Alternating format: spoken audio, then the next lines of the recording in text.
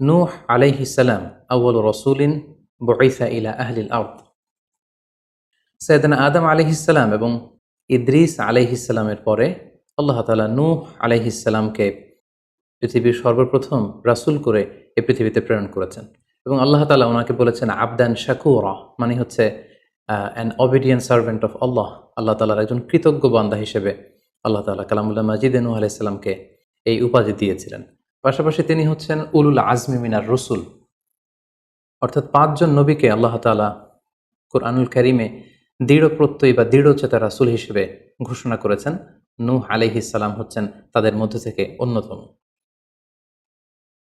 Southern ইরাকের একটি শহরে, যেটি কুফা শহরের নিকটবর্তী একটি শহর, এমন একটি শহরে আল্লাহ তাআলা নূহ আলাইহিস সালামকে নবী হিসেবে প্রেরণ করেছিলেন। সাইয়েদনা আদম আলাইহিস সালাম থেকে শুরু করে নূহ আলাইহিস সালাম পর্যন্ত টানা ১,০০০ বছর পর্যন্ত পৃথিবীতে শিরকের সূচনা বা উৎপত্তি হয়নি। বেসিকলি নূহ আলাইহিস সালামের জামানাতেই এই পৃথিবীতে সর্বপ্রথম শিরকের সূচনা হয়েছিল। ইবলিস শয়তান সর্বপ্রথম নূহ আলাইহিস সালামের জামানার যে কওমের লোকেরা তাদের কাছে শিরকের ইন্ট্রোডিউস করেছিল। তাদের সময়ে ৫ জন আল্লাহওয়ালা ব্যক্তি ছিল। তাদের ইন্তেকালের পরে শয়তান সেই জনগোষ্ঠীর লোকদের কাছে এসে বলল, তোমরা এই সমস্ত কি ইবাদত করছো? তোমাদের পূর্বপুরুষেরা যেমনভাবে আল্লাহ তাআলার কাছে ইবাদত করে নিজেদেরকে সঁপে দিয়েছিল, তার সামনে তো তোমাদের ইবাদত কিছুই নয়। তোমরা একটা কাজ করো, তোমাদের ৫ জন আধ্যাত্মিক পুরুষ বা আল্লাহর প্রিয় বান্দাদের ৫টি মূর্তি তৈরি করে তোমরা তোমাদের ইবাদতগাহের পাশে রাখো। ফলে তাদের চেহারা দেখলে তাদের বেশি বেশি ইবাদতের কথা তোমাদের স্মরণ হবে এবং তোমরা আল্লাহ তাআলার ইবাদত করার ব্যাপারে বেশি আগ্রহী হবে। তারা এই শয়তানের মুখরোচক চমৎকার এই কথা শুনে তাদের শ্রেষ্ঠ ৫ জন সন্তান বা আল্লাহওয়ালা ৫ জন ব্যক্তির ৫টি মূর্তি তৈরি করে তাদের ইবাদত গাহের ভেতরে তারা স্থাপন করল। এবং আসলেই তারা যখন এই ৫ জন ব্যক্তিদের মূর্তির দিকে তাকাতো, তাদের আল্লাহ তাআলার ইবাদতের কথা তাদের স্মরণ হতো, ফলে তারা আল্লাহ তাআলার বেশি বেশি ইবাদত করতে লাগলো। এই জেনারেশন এভাবেই বেশি বেশি আল্লাহ তাআলার ইবাদতের মধ্য দিয়ে তারা পার করতে লাগলো। কিন্তু পরবর্তী জেনারেশন যখন আসলো, শয়তান তাদের কাছে এমনভাবে কুমন্ত্রণা বা টেম্পটেশন দিল, ফলে ওই প্রজন্ম তারা আল্লাহ তাআলার এক আল্লাহর ইবাদতকে ভুলে গিয়ে এই ৫ জন শ্রেষ্ঠ আল্লাহর ওয়ালির মূর্তির সামনে দাঁড়িয়ে সেখানেই তারা মানত করতে শুরু করলো এবং এক আল্লাহর ইবাদত বাদ দিয়ে সেই মূর্তিগুলোর ইবাদত শুরু করে দিল। এভাবেই সাইয়েদনা নূহ আলাইহিস সালামের জামানাতে সর্বপ্রথম শিরকের সূচনা হয়। পবিত্র কালামুল্লাহ মাজিদে আল্লাহ তাআলা এই ঘটনাটি এভাবে উল্লেখ করেছেন যে নূহ আলাইহিস সালামের জামানায় যারা নেতৃত্ব স্থানীয় ছিল, তারা সাধারণ লোকদেরকে উদ্দেশ্য করে বলতো, ওয়াকালু লা তাযারুন্না আলিহাতাকুম ওয়া লা তাযারুন্না ওয়াদ্দান ওয়া লা সুওয়াআ ওয়া লা ইয়াগুসা ওয়া ইয়াউকা ওয়া নাসরা। অর্থাৎ আমাদের যে ৫ জন বিখ্যাত ব্যক্তি, তাদের নাম ছিল ওয়াদ্দান, সুওয়াআন, ইয়াগুস, ইয়াউক এবং নাসর। তোমরা এদের ইবাদত ছেড়ে দিও না, বরং তোমরা এদের উপাসনা করতে থাকো। ফলে এই আয়াতও প্রমাণ করে যে নূহ আলাইহিস সালামের জামানাতে সর্বপ্রথম শিরকের উৎপত্তি হয়েছিল। কিন্তু নূহ আলাইহিস সালাম তার জাতিগোষ্ঠীর কাছে এক আল্লাহর দাওয়াত দিয়ে যেতে লাগলেন। তিনি বলতে আরম্ভ করলেন, ইয়া কওমি আবুদুল্লাহ মা লাকুম মিন ইলাহিন গায়রুহু আফালা তাত্তাকুন। হে আমার জাতিগোষ্ঠীর লোকেরা, হে আমার জনগোষ্ঠীর লোকেরা, তোমাদের কি হলো? তোমরা কেন এক আল্লাহর ইবাদত করছো না? তোমরা কি আল্লাহকে ভয় পাও না? এবং তিনি বললেন যে আল্লাহ তাআলা আমাকে তার বাণীবাহক হিসেবে, প্রেরিত রাসূল হিসেবে তোমাদের কাছে পাঠিয়েছেন। এই যে আমি তোমাদেরকে তাওহীদের বা এক আল্লাহর ইবাদতের দিকে দাওয়াত দিচ্ছি, এজন্য তো আমি কোনো পারিশ্রমিক তোমাদের কাছে চাচ্ছি না, বরং তোমরা যেভাবে শিরক করে যাচ্ছ, এক আল্লাহ ছাড়া মূর্তির পূজা করে যাচ্ছ, ইন্নী আখাফু আলাইকুম আযাব ইয়াউমিন আযীম, আমি তোমাদের উপর কঠিনতম আযাব আসার আশঙ্কা করছি। সো তোমরা শিরক ছেড়ে দিয়ে, মূর্তি পূজা ছেড়ে দিয়ে, পৌত্তলিকতা ছেড়ে দিয়ে এক আল্লাহ তাআলার ইবাদতের দিকে ফিরে আসো। নূহ আলাইহিস সালাম যখন তার জাতিগোষ্ঠীর লোকদের কাছে তাওহীদের দাওয়াত বা এক আল্লাহর ইবাদতের দাওয়াত দেয়া শুরু করলেন, তার জাতির লোকেরা, তার কওমের লোকেরা নানা ধরনের টাল বাহানা, অজুহাত এবং বিভিন্ন ধরনের যুক্তি তারা স্থাপন করতে শুরু করলো। তাদের প্রথম যুক্তি ছিল যে, হে নূহ, কেন আমরা তোমার দাওয়াতে সাড়া দেব? কারণ সমাজের নিম্ন শ্রেণীর লোকেরা হচ্ছে তোমার অনুসারী। আরাযিলুনা বাদিয়ার রাই ওয়ামা নারাকা ইত্তাবাআকা ইল্লাল্লাযীনা হুম আরাযিলুনা বাদিয়ার রাই। কারণ আমরা দেখতে পাচ্ছি সমাজের লো ক্লাসের যারা লোকজন, নিম্ন শ্রেণীর লোকজন, নিম্ন পেশার লোকজন, এরাই হচ্ছে তোমার ফলোয়ার। তোমরা আগে এই সমস্ত লোকদেরকে তোমার আশপাশ থেকে সরাও, তখন আমরা তোমার এ দাওয়াতকে গ্রহণ করব। তাদের আরও একটি যুক্তি ছিল যে তুমি এই নিম্ন শ্রেণীর লোকদেরকে নিয়ে সমাজে ইনফ্লুয়েন্সিয়াল হতে চাচ্ছ, ইয়াতাফাদ্দালু আলাইকুম। এই নূহ হচ্ছে জেলে সমাজ, কৃষক সমাজ, এই সমস্ত নিম্ন শ্রেণীর লোকদেরকে নিয়ে এই সমাজের মধ্যে একটা ইনফ্লুয়েন্স ক্রিয়েট করে সে আমাদের উপর সুপিরিয়র হতে চাইছে। এটা ছিল তাদের আরেকটা যুক্তি। তারা আরও বলতো যে আগে যদি এই নিম্ন শ্রেণীর লোকদেরকে তোমার কাছ থেকে তুমি তাড়িয়ে দাও, তাহলে আমরা তোমার উপর বিশ্বাস স্থাপন করতে পারি। নূহ আলাইহিস সালামের এই কথার জবাবে তিনি বলেছিলেন, ওমা আনা বিতারিদিল্লিযিনা আমানু, অর্থাৎ যারা আল্লাহ তাআলার উপর বিশ্বাস স্থাপন করেছে, যদিও তারা নিম্ন শ্রেণীর হয়ে থাকে, কি করে আমি তাদেরকে তাড়িয়ে দিতে পারি। তাদের আরও একটি যুক্তি ছিল যে তুমি আমাদের মতো মানুষ, দেখতে তো তুমি আমাদের মতো মানুষ, তুমি খাচ্ছ, দাচ্ছ, ঘুমাচ্ছ, ঘুরে বেড়াচ্ছ, বাজারে যাচ্ছ, ক্রয় বিক্রয় করছো, আমাদের মতো মানুষ হয়ে তুমি কেমন করে রাসূল হতে পারো? তুমি যে রাসূল, কি করে আমরা বিশ্বাস করব? কেন আকাশ থেকে ফেরেশতারা এসে বলে দিয়ে যায় না যে তুমি রাসূল? তাহলে তো আমরা ফেরেশতাদেরকে দেখলে আমরা আস্থা পেতে পারি এবং নিশ্চিত হতে পারি যে আসলেই তুমি আল্লাহর পাঠানো রাসূল। এবং তারা পাশাপাশি আরও বলতো যে আমাদের পূর্বপুরুষরা তো এই সমস্ত মূর্তিরই পূজা করেছে, তাহলে কি তুমি বলতে চাইছো এরা ভ্রান্ত ছিল? সর্বশেষে তারা বলতে আরম্ভ করলো যে নূহ, তুমি হচ্ছে মিথ্যাবাদী, পাগল এবং ভ্রান্ত, আমরা আমাদের অবস্থানে অটল থাকব। এভাবে সাইয়েদনা নূহ আলাইহিস সালামের তাওহীদের যে দাওয়াত তিনি তার সমাজে ছড়িয়ে দিচ্ছিলেন, তারা ডিরেক্টলি এই একত্ববাদের দাওয়াতকে তারা প্রত্যাখ্যান করলো, রিজেক্ট করলো। কিন্তু নূহ আলাইহিস সালাম তিনি হাল ছাড়েননি। তিনি টানা 950 বছর তার জাতিগোষ্ঠীর লোকদের কাছে তিনি এক আল্লাহর দাওয়াত দিয়ে যেতে লাগলেন। কালামুল্লাহ মাজিদ আমাদেরকে জানাচ্ছে, ওয়ালাকাদ আরসালনা নূহান ইলা কওমিহি ফালাবিসা ফীহিম আলফা সানাতিন ইল্লা 50 আমা। তিনি 1 বছর, 2 বছর, 10 বছর, 20 বছর নয়, টানা 950 বছর তিনি লাগাতার কন্টিনিউয়াসলি তার কওমের লোকদের কাছে তিনি এই তাওহীদের দাওয়াত দিয়ে যেতে লাগলেন। এবং তিনি দিন রাতকে এক করে টায়ারলেসলি, রেস্টলেসলি তিনি তার জাতিগোষ্ঠীর কাছে এই একই দাওয়াত দিতে লাগলেন। তিনি বলছেন যে রব্বি ইন্নী দাআউতু কওমি লাইলা ওয়া নাহারা, হে আল্লাহ, দিন রাত তো আমি চেষ্টা করে গেলাম, তাদেরকে তাওহীদের দাওয়াত দিলাম, কিন্তু তারা আমার কথা শুনছে না। ওয়া ইন্নী কুল্লামা দাআউতুহুম লিতাগফিরা লাহুম জাআলু আসাবিআহুম ফি আযানিহিম। এর মানে হচ্ছে আল্লাহ, আমি যখনই তাদেরকে দাওয়াত দিতাম, তারা তাদের আঙ্গুলগুলো তাদের কানের ভেতরে ঢুকিয়ে রাখতো, যাতে করে আমার তাওহীদের কথা তাদের শুনতে না হয়। এবং ওয়াস্তাগশাউ সিয়াবাহুম ওয়া আসররু ওয়াস্তাকবারু ইস্তিকবারা, তারা আমাকে দেখলেই চাদর দিয়ে তাদের মুখ পেঁচিয়ে রাখতো, যাতে করে আমার কথাগুলো তারা শুনতে না পায়। সুম্মা ইন্নী দাআউতুহুম জিহারা, আমি, নূহ আলাইহিস সালাম বললেন, আল্লাহ, আমি দাওয়াতি কাজ করার কোনো মাধ্যমই তো বাকি রাখিনি। আমি প্রথমে পার্সন টু পার্সন আমি প্রাইভেটলি দাওয়াত দিতাম, এটা যখন তারা অস্বীকার করলো, আমি তখন পাবলিক দাওয়াত দেওয়া শুরু করলাম। আমি তাদের বড় গ্যাদারিংসে, বিভিন্ন ফেস্টিভ্যালে যে তাদেরকে এই দাওয়াতের কথা শোনালাম, কিন্তু তারা প্রত্যাখ্যান করেছে।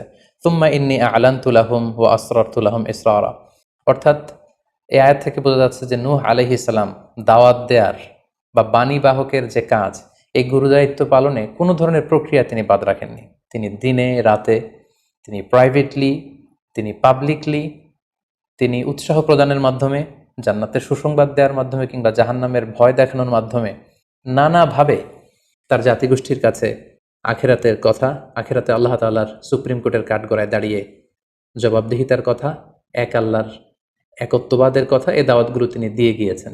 কিন্তু অধিকাংশ ক্ষেত্রেই এবং অধিকাংশ লোকগুলোই নূহ আলাইহিস সালামের এই তাওহীদের দাওয়াতকে প্রত্যাখ্যান করেছিল এবং রিজেক্ট করেছিল। এভাবে নূহ আলাইহিস সালাম যখন দাওয়াত দিয়ে যেতে লাগলেন, তার কওমের লোকদের মধ্য থেকে ফাইনাল যে রেসপন্সটি এসেছিল সেটি হচ্ছে, ক্বালু লা ইন লাম তানতাহি ইয়া নূহ লা তাকুনান্না মিনাল মারজুমিন। হে নূহ, অনেক হয়েছে, এবার তুমি থামো। তুমি যদি এই দাওয়াত দেয়া বন্ধ না করো, তাহলে আমরা তোমাকে স্টোনিং করে, পাথর মেরে, প্রস্তর নিক্ষেপ করে দুনিয়া থেকে বিদায় করে দিব। এবং তারা এও বলল যে ক্বালু ইয়া নূহ ক্বাদ জাদালতানা ফাআকসারতা জিদালানা, অনেক হয়েছে, তুমি অনেক আর্গুমেন্ট আমাদের সাথে দিয়েছ, অনেক তর্ক বিতর্ক তোমার সাথে হয়েছে, এবার থামো। ফাআতিনা বিমা তাইদুনা ইন কুনতা মিনাস সাদিকিন, তুমি যে আযাবের ভয় দেখাচ্ছ, পারলে সেটা দেখাও। তুমি আমাদেরকে বলছো যে আমরা যদি এক আল্লাহর ইবাদত না করি, আমরা যদি পৌত্তলিকতা না ছাড়ি তাহলে আল্লাহ তাআলা আযাব দিয়ে আমাদেরকে ধ্বংস করে দিবে। পারলে সেই ধ্বংসলীলা তুমি আমাদের সামনে নিয়ে আসো, পারলে সেই শাস্তি দেখাও তুমি যদি সত্যবাদী হয়ে থাকো। এবার নূহ আলাইহিস সালাম তাদের এ ধরনের অ্যাটিটিউড দেখে অনেকটা হতাশ হলেন। তিনি তাদের কাছে কোনো প্রতিদান চাইছেন না, তাদের কল্যাণের জন্যই, তাদেরকে জাহান্নামের আগুন থেকে বাঁচার জন্যই তিনি 950 বছর ডেডিকেট করে দিলেন তাদের দাওয়াতি কাজে। কিন্তু তারা যখন এই দাওয়াতি কাজে সাড়া দিচ্ছে না, অবশেষে হতাশ হয়ে নূহ আলাইহিস সালাম আল্লাহকে দোয়া করলেন, আল্লাহ ফাফতাহ বাইনি ওয়া বাইনাহুম ফাতহান, আমি আর পারছি না, আপনি এবার এসপার ওসপার করে দিন, আপনি একটা ফায়সালা করে দিন। অবশেষে তিনি বদদোয়া করে বসলেন, তাদের উপর অভিশাপ দিয়ে ফেললেন, কার্ডস করে বসলেন। তিনি বললেন, রাব্বি লা তাযার আলাল আরদি মিনাল কাফিরিনা দাইয়ারা, হে আল্লাহ, আপনি এমন আযাব পাঠান, আযাব দিয়ে আপনি কাফিরদের আন্ডা বাচ্চা কাউকে আপনি অবশিষ্ট রাখবেন না, পুরো কাফির সমাজ, মুশরিক সমাজকে আপনি আযাব দিয়ে ধ্বংস করে দেন। যদি আপনি তাদেরকে বাঁচিয়ে রাখেন তাহলে তারা বিশ্বাসীদেরকেও সংক্রামিত করবে এবং তাদের অনাগত প্রজন্ম তারা পাপাচারী হয়ে এই পৃথিবীতে তারা ফাসাদ সৃষ্টি করবে। নূহ আলাইহিস সালাম যখন এরকম বদদোয়া করলেন, আল্লাহ তাআলা নূহ আলাইহিস সালামের এই অভিশাপ বা বদদোয়াকে কবুল করলেন এবং তিনি নূহ আলাইহিস সালামকে জানিয়ে দিলেন, নূহ, তোমার কথা মতো আমি এবার এটার একটা শেষ দেখে ছাড়বো এবং আমি পৃথিবীতে আযাব পাঠাবো। সে আযাবটি হচ্ছে ভয়ঙ্কর ধরনের বন্যা হয়ে যাবে গোটা পৃথিবীতে, মহাপ্লাবন ঘটবে। সো সে প্লাবন থেকে বাঁচার জন্য ওয়াসনাইল ফুলকা বিআইউনিনা ওয়া ওয়াহিনা, অর্থাৎ হে নূহ, তুমি আমার গাইডেন্স বা আমার পাঠানো দিক নির্দেশনা অনুযায়ী তুমি বিশাল একটি নৌকা বানাও বা কিস্তি বানাও বা বিশাল একটি জলতরী বা নৌযান বানাও, যাতে করে এই মহাপ্লাবন থেকে বাঁচার জন্য তুমি বিশ্বাসীদেরকে নিয়ে এই নৌযানে, এই কিস্তিতে, জাহাজে বা এই জলতরীতে, এই নৌকাতে তোমরা আশ্রয় নিতে পারো। আল্লাহ তাআলার পক্ষ থেকে এই আদেশ যখন আসলো, সাইয়েদনা নূহ আলাইহিস সালাম বিশ্বাসীদেরকে নিয়ে বিশাল এক জলতরী বা নৌকা বা বিশাল এক জাহাজ তিনি তৈরি করলেন। নূহ আলাইহিস সালামের কওমের মুশরিক লোকেরা যখন এই জাহাজ বা নৌকা বানাতে দেখলো, তারা হাসাহাসি শুরু করে দিল। কোরআন বলছে, ওয়া কুল্লামা মাররা আলাইহি মালাউম মিন কওমিহি সাখিরু মিন, তারা যখনই নৌকা বানানো, এই কিস্তি বানানো, এই বিশাল জলতরী বানাতে দেখলো, তারা ঠাট্টা বিদ্রুপ করলো। তারা বলল, নূহ, এই মরুভূমির মাঝখানে কোথায় তুমি এই নৌকা চড়াবে? তোমরা যেহেতু নৌকা বানাচ্ছ, পারলে একটা সাগরও বানিয়ে নাও, যাতে করে তোমাদের এই নৌকাকে, এই জাহাজকে তোমরা ভাসাতে পারো। সাইয়েদনা নূহ আলাইহিস সালাম এবং বিশ্বাসীরা আল্লাহ তাআলার উপর অটল থেকে আল্লাহ তাআলার দেয়া দিক নির্দেশনা অনুযায়ী তারা বিশাল নৌকা তৈরি করে ফেললেন। এ পর্যায়ে আল্লাহ তাআলা নূহ আলাইহিস সালামকে জানালেন যে মহাপ্লাবনের জন্য নূহ তুমি অপেক্ষা করতে থাকো এবং এই প্লাবনটা হবে 40 দিন লম্বা, 40 days long, and the entire wall will be drastically flooded. গোটা বিশ্বের এমন কোনো জায়গা থাকবে না, আনাচে কানাচে গোটা বিশ্বটা এই মহাপ্লাবনের আওতায় এসে পৃথিবীর সব প্রাণীগুলো মারা যাবে।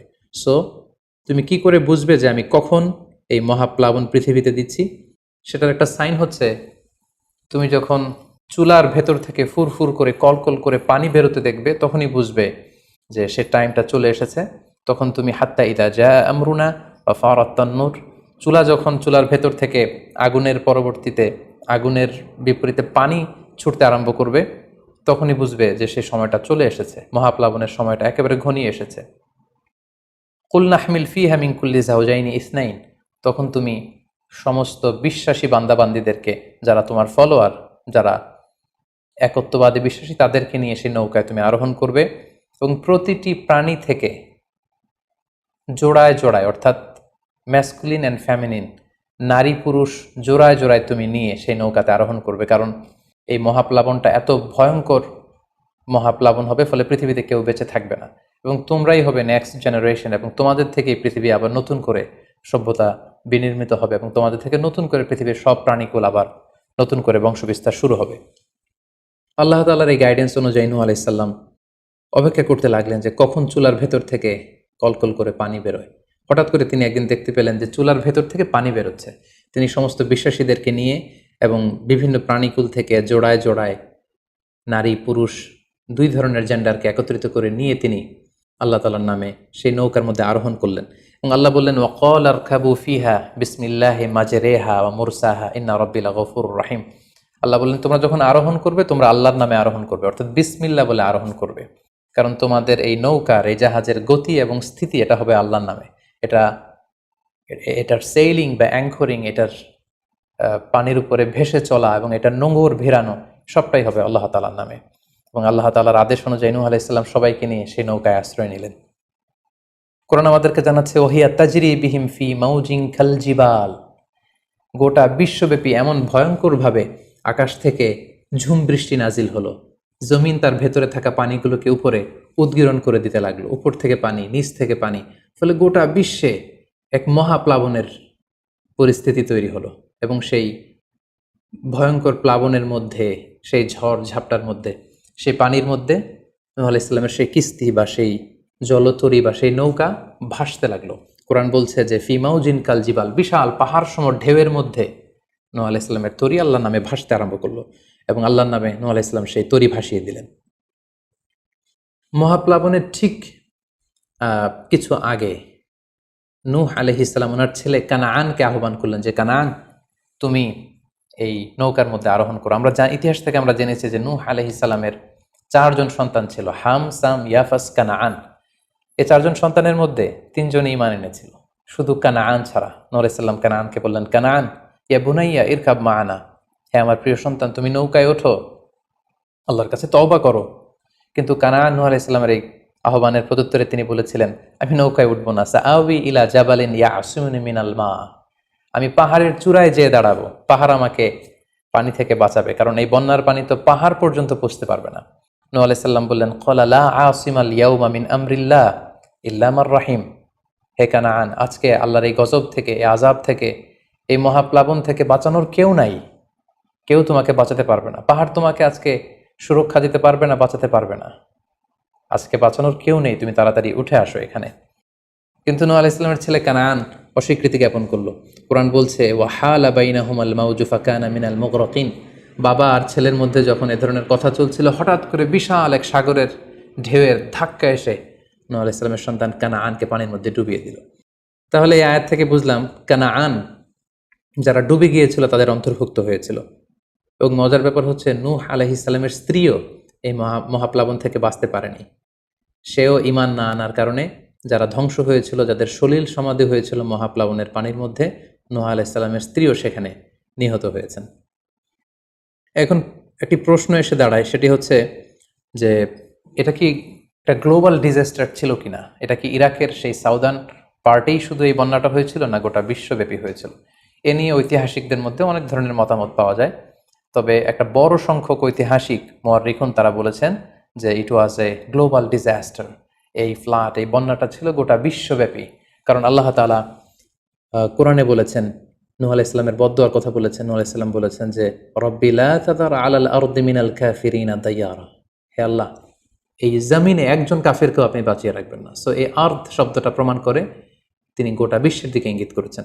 এবং আল্লাহ যখন জমিনকে ইঙ্গিত করেছেন, ইয়া আরদুবলাই, হে পানি তুমি নিচের দিকে চলে যাও, ফলে এই আর্থ দ্বারা বোঝা যাচ্ছে যে শুধু ইরাকের সেই সাউদার্ন ইরাকের কুফা শহরের পাশেই এই বন্যাটা লিমিটেড বা সীমিত ছিল না, বরং এই ডিজাস্টারটা ছিল একটা গ্লোবাল ডিজাস্টার। গোটা বিশ্বব্যাপী মহাপ্লাবনের পানিতে গোটা বিশ্বের সব সয়লাভ হয়ে গিয়েছিল। 40 দিন এই বন্যাটা কন্টিনিউ করেছে এবং 40 দিনের এই সময়ে মহাপ্লাবনে যত কাফির, মুশরিক এবং নূহ আলাইহিস সালামের সময়কালের যত মুশরিক এবং অবাধ্য লোকেরা ছিল, সবাইকে আল্লাহ তাআলা এই বন্যার মাধ্যমে ধ্বংস করেছেন।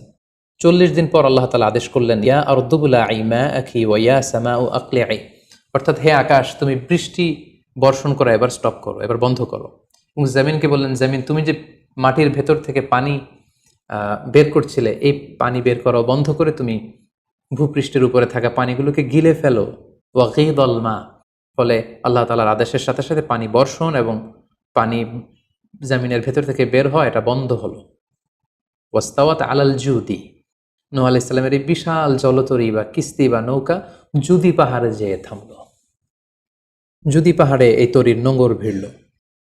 এখন জুদি পাহাড়টা কোথায়? কিছু কিছু ঐতিহাসিকরা বলেছেন যে ইরাকের মোসেল শহরে একটি বিশাল মাউন্টেন রেঞ্জ রয়েছে, সেই পাহাড়ের একটা অংশের নাম হচ্ছে জুদি পাহাড়। কোনো কোনো ঐতিহাসিকগণ বলেছেন এই জুদি পাহাড়টি আর্মেনিয়াতে অবস্থিত। অনেক ঐতিহাসিকগণ মত প্রকাশ করেছেন যে এটি ইরাকেও নয়, এটি আর্মেনিয়াতেও নয়, বরং এটি তুরস্কের একটি পাহাড়। এবং তারা বিশাল বড় একটি নৌকার খণ্ড দিয়ে ঐতিহাসিকভাবে অনেকেই প্রমাণ করতে চেয়েছেন যে নূহ আলাইহিস সালামের সেই কিস্তির কিছু অংশ আজও সেই পাহাড়ের মধ্যে রয়ে গিয়েছে। সেই জুদি পাহাড়ে যখন এই নৌকাটি ভিড়ল, আল্লাহ তাআলা তখন নূহ আলাইহিস সালামকে আদেশ করলেন, ইহবিত বিসালামিন মিন্না, তুমি এবার শান্তির সাথে সেফলি সাউন্ডলি তুমি এবার সেই জুদি পাহাড়ে তোমরা নামো। ও বারাকাতিন আলাইক, তোমাদের উপর আমার পক্ষ থেকে বারাকা ব্লেসিং থাকবে। ও আলা উমামিম মিম্মান মাআক, এবং তোমার সাথে যারাই আছে সবার জন্য আমার পক্ষ থেকে ব্লেসিং থাকবে। এবং এই বিশাল মহাপ্লাবন থেকে যে আমি তোমাদেরকে বাঁচিয়ে দিয়েছি, শুকরিয়া স্বরূপ তোমরা সবাই পড়ো আলহামদুলিল্লাহ। ফাকুল আলহামদুলিল্লাহ।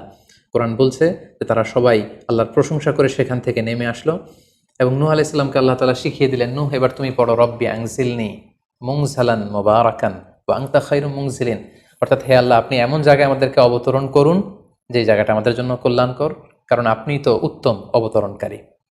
ফলে নূহ আলাইহিস সালামের সাথে যারা ছিল বিশ্বাসীরা, তারা এবং তার সাথে প্রাণীকুলের মধ্য থেকে যারা ছিল সবাইকে নিয়ে নূহ আলাইহিস সালাম এই জমিনে বন্যা পরবর্তী মহাপ্লাবন পরবর্তী সময়ে তিনি সবাইকে নিয়ে এই জমিনের মধ্যে আবার নেমে আসলেন। ফলে ঠিক ওই সময়টাতে পৃথিবীতে আর কোনো কাফের, কোনো মুশরিক, কোনো পৌত্তলিক ছিল না, বরং তখন এটা ছিল, it was very fresh and pure monotheist generation, একত্ববাদী একটা প্রজন্ম। ফলে এখানে ঠিক ঠিক ওই সময়টাতে পৃথিবীতে আর কোনো কাফির মুশরিক আর ছিল না। আমরা আমাদের আলোচনার শুরুর দিকে বলেছিলাম যে নূহ আলাইহিস সালামের 4 জন ছেলে ছিল, হাম, সাম, ইয়াফাস এবং কানাআন।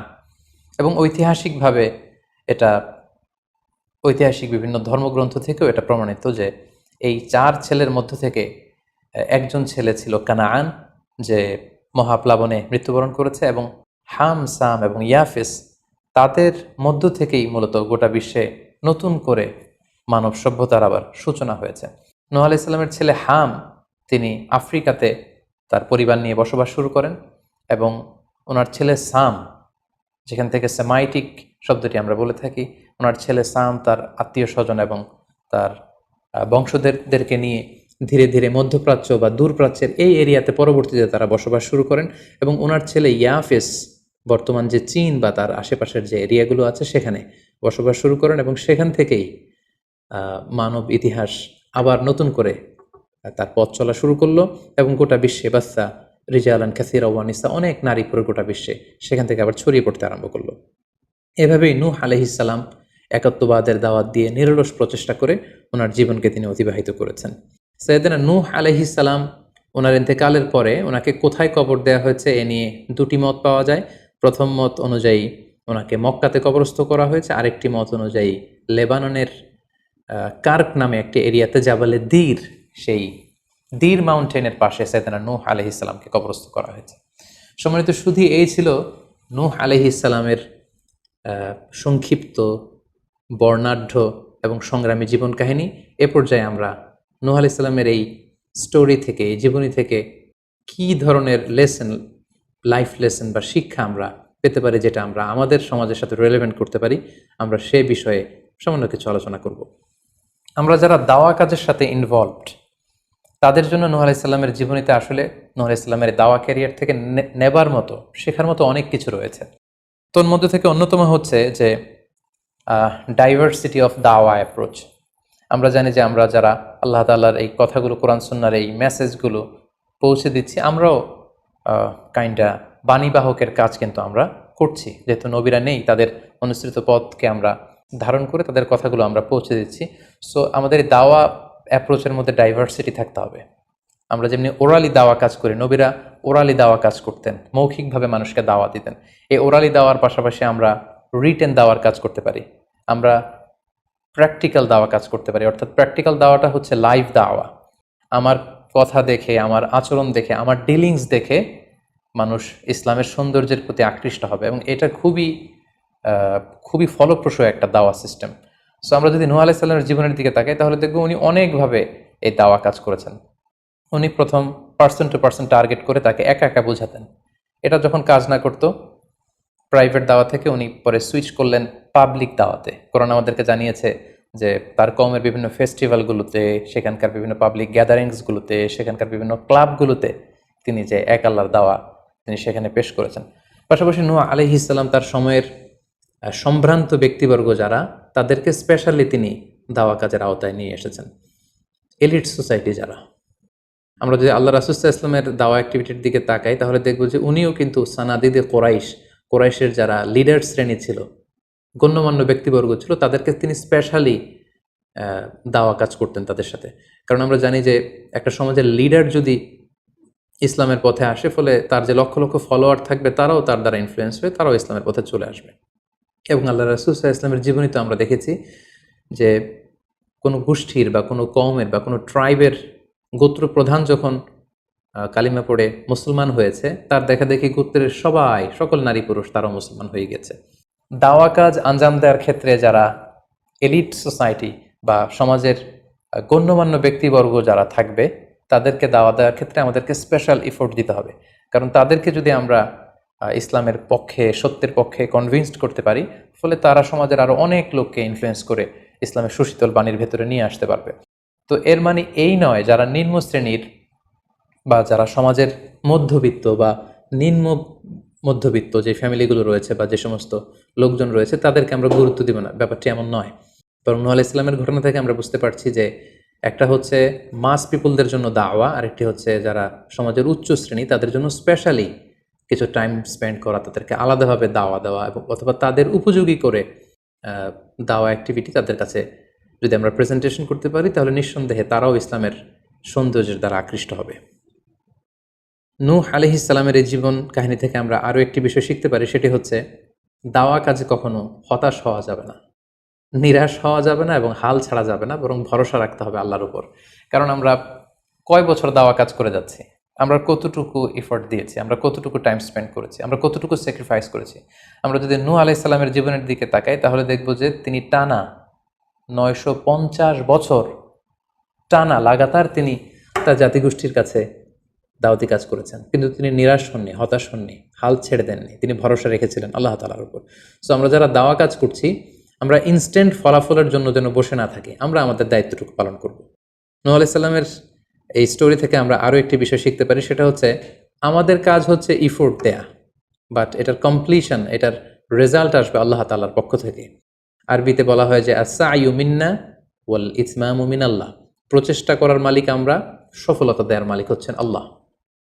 আমি অনেক দাওয়াতি কাজ করছি, কিন্তু আমার দাওয়াতি কাজে কেউ সাড়া দিচ্ছে না, কেউ রেসপন্স করছে না, আমার দাওয়াতি কাজে কেউ ইসলামের প্রতি আকৃষ্ট হচ্ছে না, ইট ডাজন্ট মিন দ্যাট আমি একজন ব্যর্থ দায়ী, না, এটা কখনোই না। বরং আমি সিনসিয়ারিটির সাথে আমার সর্বোচ্চ প্রচেষ্টাটুকুন আমি করছি কিনা, সেটাই হচ্ছে দেখার বিষয়। আমার কত ফলোয়ার, আমার ডাকে কত মানুষ সাড়া দিল, এটা দেখার বিষয় না, বরং আমি আমার রোলটা প্লে করতে পারছি কিনা সিনসিয়ারিটির সাথে, এটা হচ্ছে দেখার বিষয়।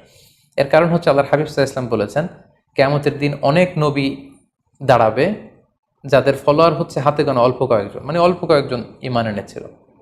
পৃথিবীতে অনেক নবী ছিল, তারা কিয়ামতের দিন দাঁড়াবে, তার বিশ্বাসী উম্মতের সংখ্যা হচ্ছে মাত্র 2 জন।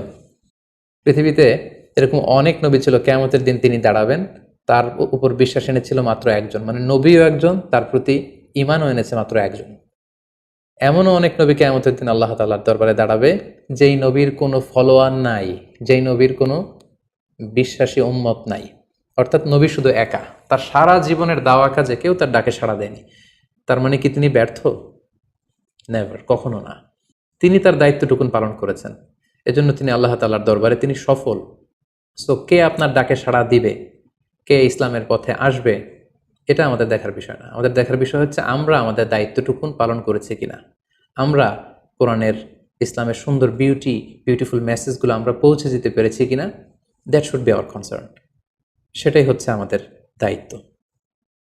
সূরা হুদে নূহ আলাইহিস সালামের ফলোয়ার কত ছিল, এ ব্যাপারে আমরা জানতে পারি। আল্লাহ তাআলা বলছেন, ওয়ামা আমানা মাআহু ইল্লা কালিল, মানে নূহ আলাইহিস সালামের জাতিগোষ্ঠীর হাতে গোনা অল্প কিছু লোক ছাড়া তার প্রতি অন্যান্যরা ঈমান আনেনি। এই অল্প কিছু লোক, তাদের সংখ্যা কত?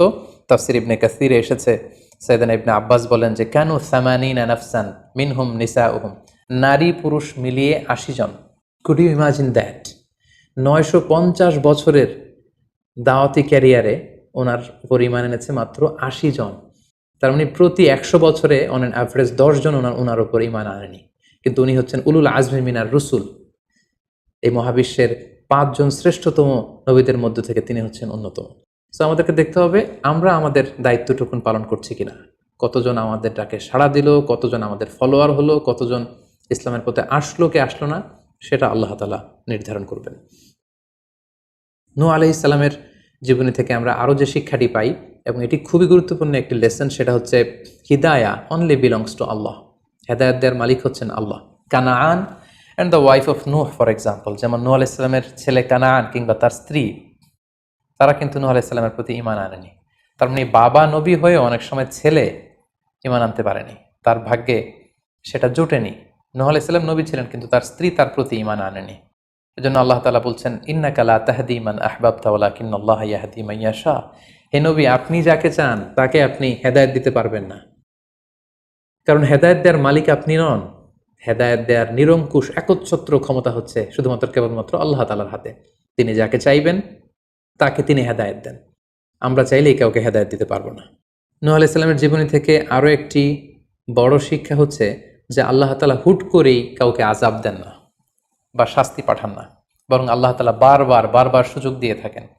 অনেক সুযোগ দেওয়ার পরে, বারবার সুযোগ দেওয়ার পরেও যখন কেউ সত্যের পথে ফিরে আসে না, বরং বারবার তারা অবাধ্যতা, দাম্ভিকতা এবং বাড়াবাড়ি করে, ঠিক তখনই আল্লাহ তাআলা তাদেরকে শাস্তি দেন। আমরা নূহ আলাইহিস সালামের জাতিগোষ্ঠীর দিকে যদি তাকাই, তাহলে দেখব যে তিনি 950 বছর তাদেরকে চান্স দিয়েছেন। এত লম্বা সময় তাদেরকে সুযোগ দেওয়ার পরেও তারা সত্যের পথে ফিরে আসেনি। অতঃপর আল্লাহ তাআলা মহাপ্লাবন দিয়ে পুরো জাতিগোষ্ঠীকে ধ্বংস করে দিয়েছেন। নূহ আলাইহিস সালামের জীবনী থেকে সর্বশেষ যে শিক্ষাটি আমরা পাই, সেটি হচ্ছে সব ধ্বংস নয়। কিছু ধ্বংস আছে যেটা আবার নতুন করে সৃষ্টি করে, অর্থাৎ সৃষ্টির জন্য ধ্বংস। আমরা যদি দেখি যে আল্লাহ তাআলা এমন এক গজব পাঠালেন, এমন এক পানিশমেন্ট দিলেন, এমন এক মহাপ্লাবন দিলেন, যেটা দিয়ে গোটা পৃথিবীবাসীকে তিনি ধ্বংস করেছেন, অল্প কিছু মানুষ ছাড়া। কিন্তু আমরা যদি অন্য দিক থেকে খেয়াল করি, তাহলে দেখব যে এই ধ্বংসটি ধ্বংসের জন্য নয়, এই ধ্বংসটি ছিল নতুন করে সৃষ্টির জন্য।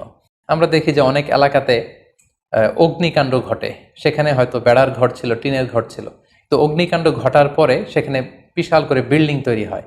তার মানে সব ধ্বংসের জন্য নয়, কিছু ধ্বংস আছে সৃষ্টির জন্য। নূহ আলাইহিস সালামের ক্ষেত্রেও এই ধ্বংসের ব্যাপারটি ঠিক এমনই ঘটেছিল। এই ধ্বংসটা শুধু ধ্বংসের জন্য নয়, বরং কাফিরদেরকে, মুশরিকদেরকে ধ্বংস করে দিয়ে নতুন এক একত্ববাদী প্রজন্মের সূচনা যাতে পৃথিবীতে ঘটে, সেজন্য আল্লাহ তাআলা এই ধ্বংসের সূচনা করেছিলেন। আল্লাহ তাআলা আমাদের সবাইকে আম্বিয়া আলাইহিমুসসালামদের অনুসৃত পথে থেকে তাদের মত এবং পথকে বেছে নিয়ে সিরাতুল মুস্তাকিমে পরিচালিত হওয়ার তৌফিক দান করুক। আসসালামু আলাইকুম ওয়া রাহমাতুল্লাহি ওয়া বারাকাতুহু।